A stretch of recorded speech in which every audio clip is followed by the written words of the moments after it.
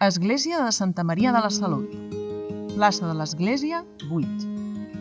El nou temple de Santa Maria de la Salut, a la plaça de l'Església, va ser possible gràcies a Manuel Girona i Agrafel, que va comprar tot el conjunt arquitectònic del castell l'any 1897, i de Concepció Costa i Vila, viuda d'Arcadi Balaguer, que va cedir els terrenys per a la seva construcció.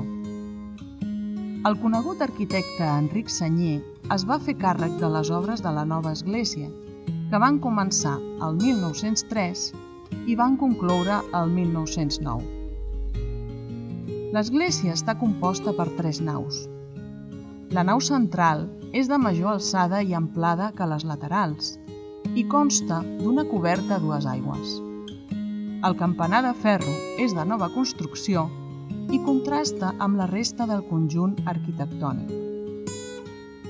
S'ha de destacar l'absis de la capçalera principal amb pintures realitzades per Josep Serra i Santa, amb la tècnica de la pintura al tremp, que es van portar a terme durant l'estiu de 1952 i amb una interessant estructura de fusta de la coberta.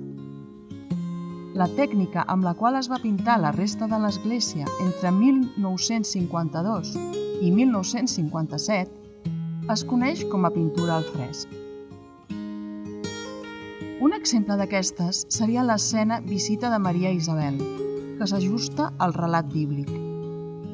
Serra Santa incorpora en ella unes teles allargades que emmarquen les figures, així com els elements arquetípics de les naturaleses mortes. Costa Barcelona, Diputació de Barcelona, Ajuntament de Castelldefels.